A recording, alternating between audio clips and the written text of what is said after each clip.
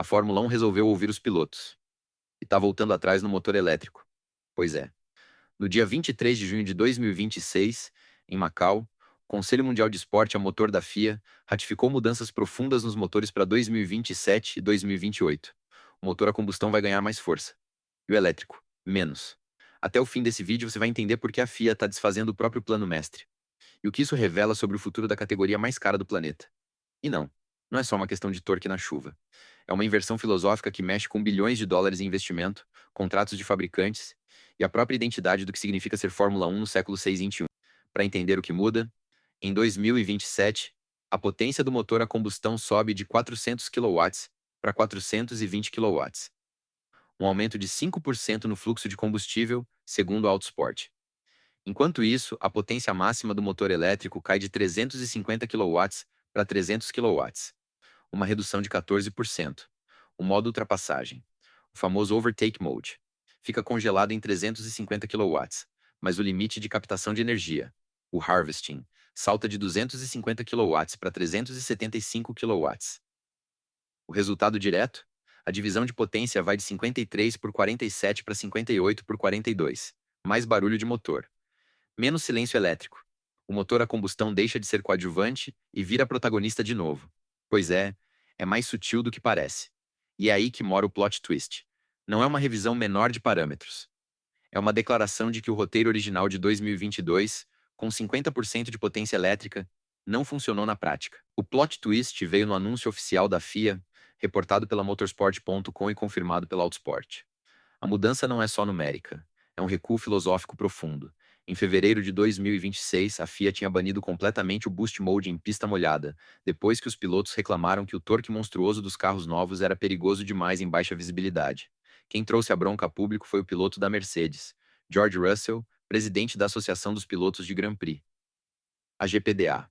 Russell disse que os simuladores mostravam que os carros de 2026 seriam quase inguiáveis em condições de chuva, citação literal publicada pelo Motorsport.com.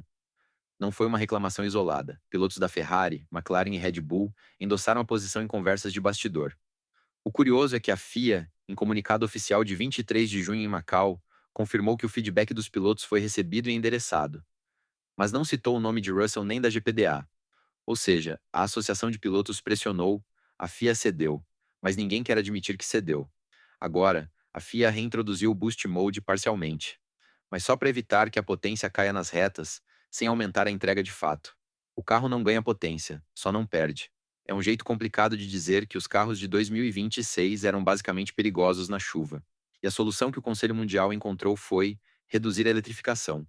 A FIA, na mesma reunião em Macau, afirmou que as mudanças vêm de diálogo contínuo com as equipes e pilotos. Tradução livre, ouviram o berro e recuaram. Os números de 2028 são ainda mais agressivos e revelam a tendência. O fluxo de combustível sobe 13%, levando a potência a combustão para 450 kW. A captação máxima de energia vai para 400 kW. A divisão de potência chega a 60 por 40, ou seja, 60% do motor vem da gasolina, 40% da bateria. Sim, em 2028 a Fórmula 1 vai ser mais a combustão do que é hoje. O presidente da FIA, Mohamed Ben Sulayem, disse, em nota oficial reproduzida pela Autosport: o processo não termina quando os carros pisam na pista. Diálogo contínuo e colaboração são essenciais. Citação literal.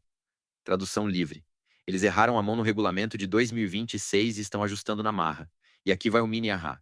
Em 2022, quando a FIA anunciou as regras de 2026 pela primeira vez, a divisão era de 50% para cada lado. 50 combustão, 50 elétrico. De lá para cá, o motor elétrico perdeu 10 pontos percentuais. É a maior revisão para baixo na história recente do regulamento híbrido da Fórmula 1. Mas o que ninguém comentou foi o custo disso. Segundo a Autosport, as equipes vão ter que redesenhar o motor e o câmbio para absorver o torque extra gerado pela maior potência a combustão. Não é só uma remap de software, é hardware novo. A Autosport publicou que o torque adicional exige reforço estrutural no virabrequim, nas bielas e na caixa de câmbio. Isso significa milhões de dólares em pesquisa e desenvolvimento que ninguém tinha no orçamento de 2025. A Mercedes, por exemplo, já tinha congelado o desenvolvimento do motor de 2026. Agora tem que reabrir. A Ferrari também. E a Red Bull Powertrains, que começou a operar do zero em 2022, precisa recalcular o powertrain inteiro.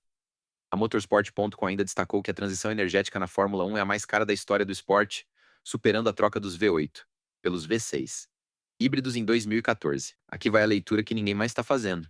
Quando a FIA anunciou as regras de 2026, em agosto de 2022, a Audi, que comprou a Sauber para entrar na Fórmula 1 em 2026, baseou todo o desenvolvimento do motor novo nesse cenário de máxima eletrificação. Agora, com a meta elétrica caindo de 350 para 300 kW, a Audi tem que recalcular a rota inteira do powertrain a menos de um ano da estreia. Isso representa um custo adicional estimado em dezenas de milhões de dólares para um time que nem sequer estreou. A Red Bull Powertrains, que também começou do zero em 2022, enfrenta o mesmo problema. E aqui a ironia é fina. A Red Bull gastou uma fortuna para construir uma divisão de motores do zero justamente para não depender mais da Honda. E agora a Honda volta, a regulamentação muda e a Red Bull precisa mexer no motor que mal saiu do papel.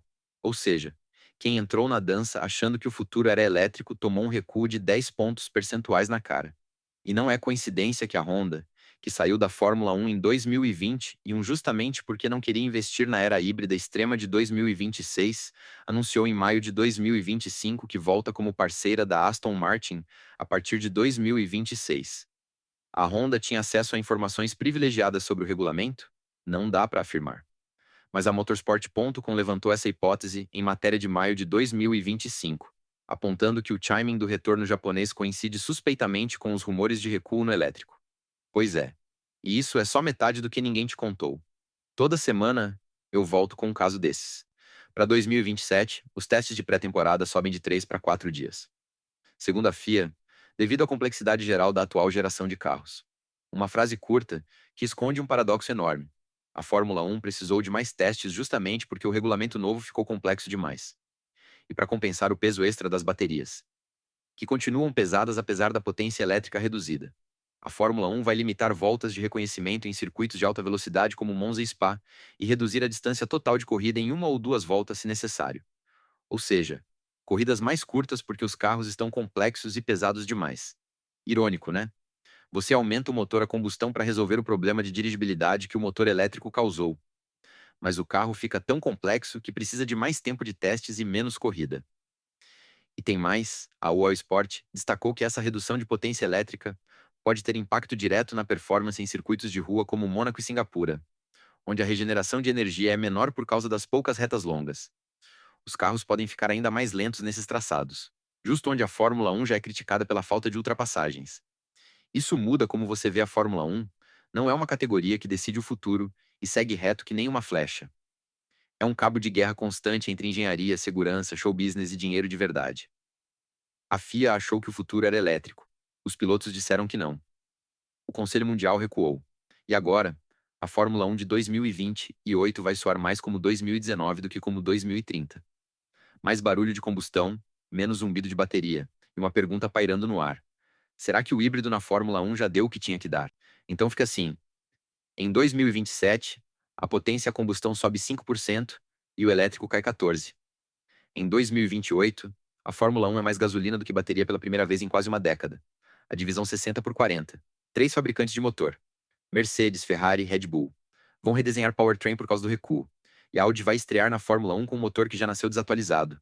A Honda, que saiu reclamando em 2021, volta em 2026 com a Aston Martin.